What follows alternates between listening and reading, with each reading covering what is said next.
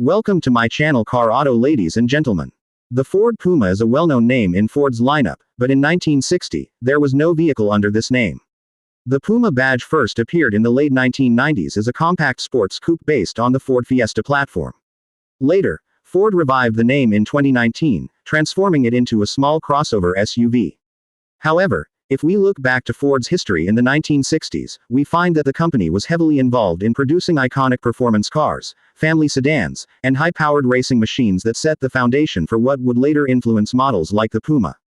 During the 1960s, Ford was one of the biggest automakers in the world, creating vehicles that would go on to shape the industry for decades. The company was at the forefront of innovation, pushing the limits in terms of design, engineering, and performance. While no model named the Ford Puma existed at the time, Ford was producing some of the most legendary cars in history. The early 1960s saw the release of the Ford Falcon, a compact car designed to appeal to economy-minded buyers in the United States. The Falcon was lightweight, simple, and affordable, but it also had performance potential, which would later inspire the creation of the Ford Mustang.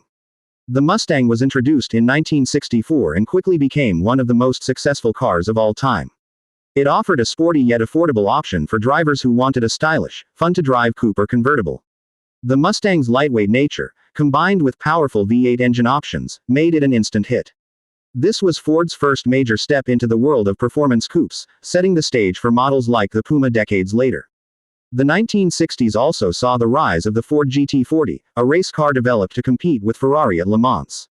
The GT40 was a groundbreaking vehicle that secured Ford's dominance in endurance racing by winning Le Mans 4 years in a row from 1966 to 1969.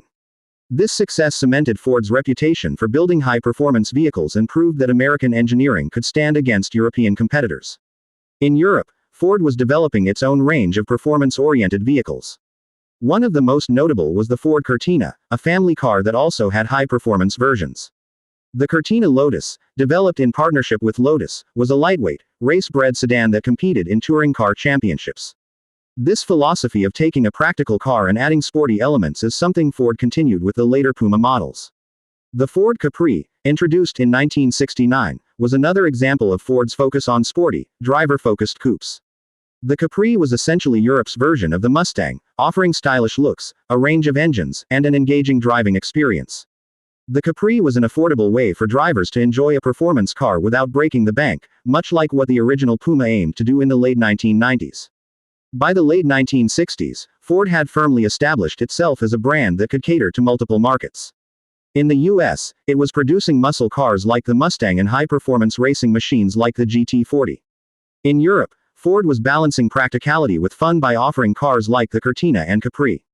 This approach eventually influenced Ford's later models, including the Puma. When the Ford Puma finally arrived in 1997, it carried the same spirit as these earlier vehicles, an affordable, fun-to-drive car with sporty styling. The original Puma was a compact coupe that shared its platform with the Fiesta but featured sharper handling and a stylish, performance-oriented design. It was an ideal car for young drivers looking for something exciting yet practical. When Ford reintroduced the Puma in 2019, it took a different approach by transforming it into a compact crossover SUV. While this new model was very different from its coupe predecessor, it still carried the same spirit of combining practicality with a fun driving experience. The modern Puma features sporty design elements, efficient yet powerful engines, and technology aimed at making driving more enjoyable. In many ways, the evolution of the Puma reflects Ford's journey as a brand over the decades. The company has always balanced practicality with performance, whether in the form of muscle cars, compact coupes, or sporty SUVs.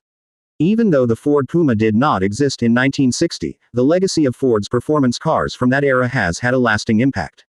The success of models like the Mustang, GT40, Cortina, and Capri helped shape Ford's reputation for building vehicles that are both fun to drive and accessible to a wide range of customers. This legacy is something that continues today in models like the Puma, which still emphasizes the importance of driver engagement and stylish design. The 1960s were a golden era for Ford, filled with innovation and groundbreaking achievements in both production cars and motorsports. While no Puma was part of that history, the spirit of Ford's performance vehicles from that decade undoubtedly influenced the models that followed. Today, the Ford Puma stands as a testament to Ford's ability to evolve while still maintaining its core values of performance, practicality, and innovation. Please subscribe to my channel Car Auto.